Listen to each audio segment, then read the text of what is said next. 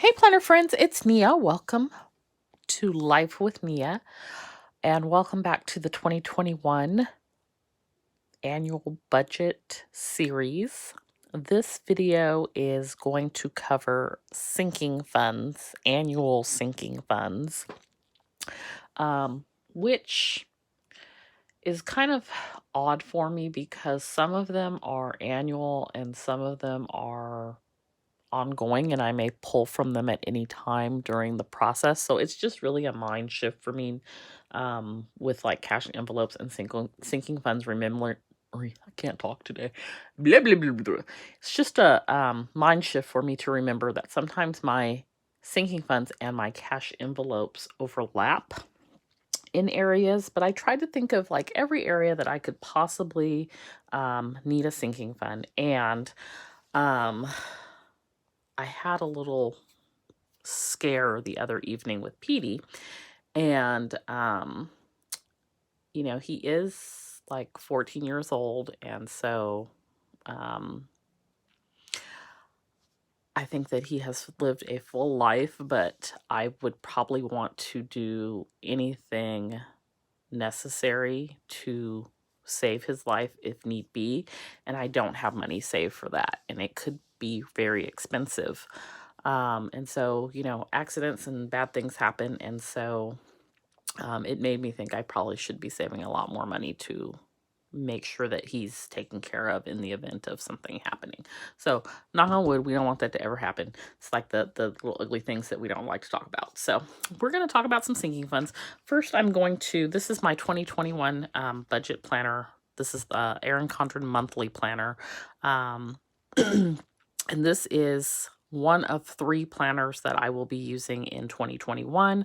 I'll also be using the Budget Moms Budget by Paycheck box set. And so each month has its own A5 size planner.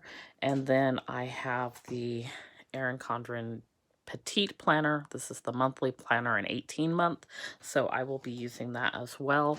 But I am setting up a lot of my different components of my budget in this monthly planner, the 7x9 size standard planner. So the first thing I want to do is get my stickers down here. And it's okay if they're not straight.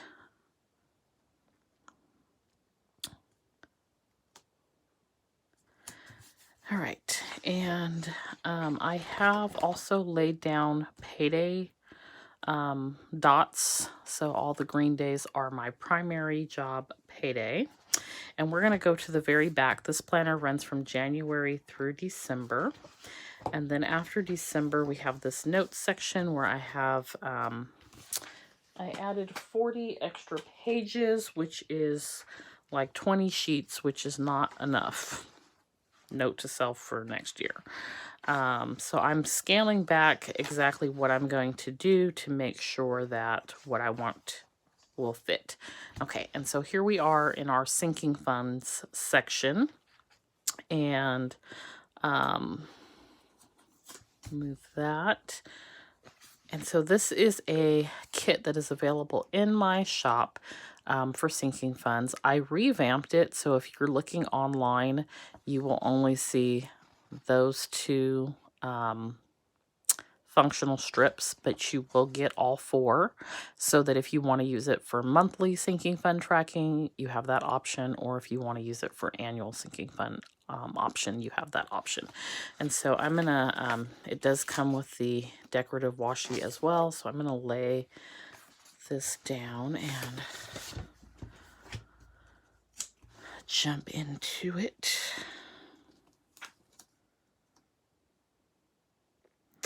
And these sheets are perforated. So if you want to tear it out, it does tear out pretty easily. Let's put down, I'm gonna do annual tracking.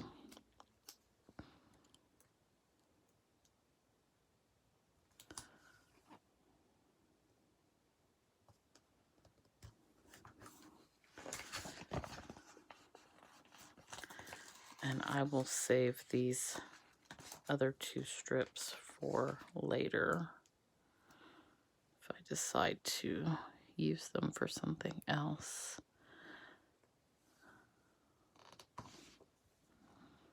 Okay, now I just tore my sticker and it's not straight. That's a lose-lose. I think we're just gonna have to live with it.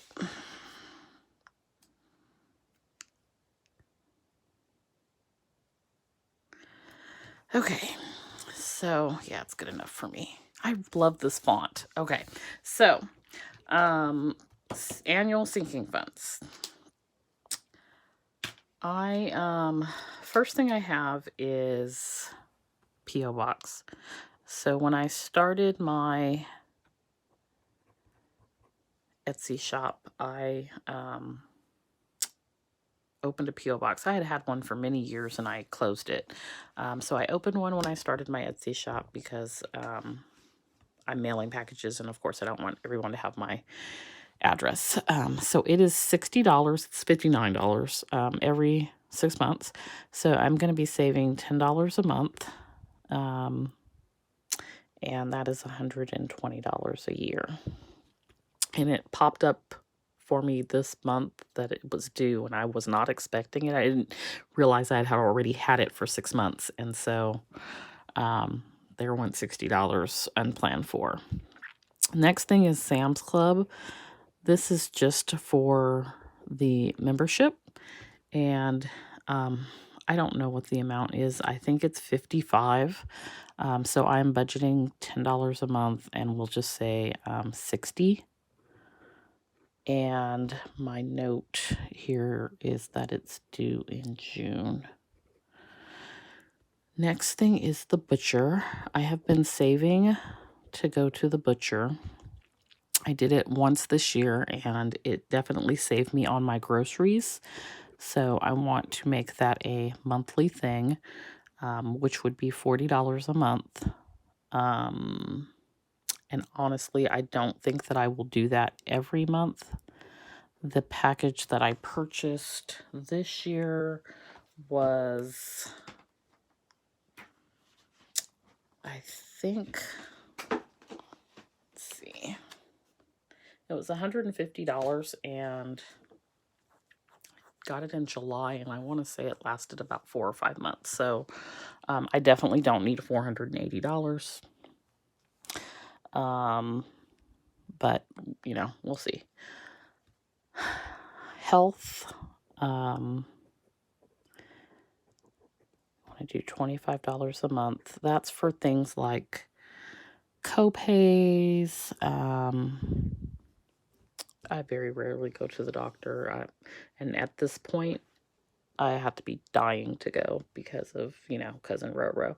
So, but I did go to the eye doctor, and I have another eye doctor appointment in about a week and a half because I was having difficulty with my eyes because of looking at a computer for like 18 hours a day. And so I got some blue light reflecting glasses. It was like $120 roughly, out of pocket. So this account covers things like that: dental, vision, medical, all those good things. Tax is $25, and that is just to cover either having taxes done or tax software, and any payments associated with that. Next is car maintenance, and that is going to be $50 a month. And this is to cover things like oil changes, any type of car maintenance. I need a windshield, and $600 is not going to cover it. We're going to see how much insurance will cover of it when I get around to dealing with it. That may be my deductible. I don't know. We'll see. Next is clothing. Clothing is another area that I don't always save for every month, but we'll put 20. I'm not a clothes shopper. I don't go shopping for clothes. I do go through shoes quite frequently. I wear them into the ground until I have holes in them, but that happens pretty frequently. It's not as bad anymore now that I'm not taking the train, but that was where I would spend like the bulk of my money. I'd buy like Skechers every couple of months because I'd wear them out so quickly. So I don't need a high amount for clothing. Next is pet. So I was doing anywhere from $10 to $20. I am going to increase this to $50 for the reasons that I just told you. Next is Christmas. And this is, again, something that I don't know that I will save for every month. This, we're just getting ready to start January, but I figure $20 a month, that's $240 is more than enough for Christmas because I'm not doing anything big. I'm going to put $50 a month towards my emergency fund. And that should give me $600 this year. Home. So this is like anything that needs to be fixed around the house. Now, I had a plumbing issue and they only reimbursed me for part of it. I don't own my home. So I don't know. I want to be prepared for any home expenses. But that could also be things like that I want to do to the home to make it more aesthetically pleasing to myself. Like redecorating something or something like that. Next is beauty. And I typically save for this each month in a cash envelope. And I just kind of let it sit there until I'm ready to use it for something. And I'll probably continue to do that. I don't always do it every month. Same thing with my fun envelope. I used both during Black Friday. Then we have Petite says hi. We have vacation. And I would like to save $50 a month towards that for a total of $600 in a year, which is not going to get me anywhere that I want to go right now, which is to either Hawaii or Italy, when Cousin Roro goes home now. Eating out, this is also a sinking fund / cash envelope, and so that is $60 a month. So then the one that I don't have an actual amount for is a refrigerator. So working at home, I smooth pulled my handle off my refrigerator. And in the summertime, my freezer doesn't work. The refrigerator works fine. The freezer does not work. In the wintertime, the freezer works great. So I'm probably way past overdue, and at some point, the whole thing will die. I have had my refrigerator for 13 years now. So, it's probably time for a new one, but I don't want to have to buy a new one until I have to buy a new one. I haven't even looked into what a refrigerator will cost, so I'm not going to put anything down for monthly or annual because I need to do some more research on it.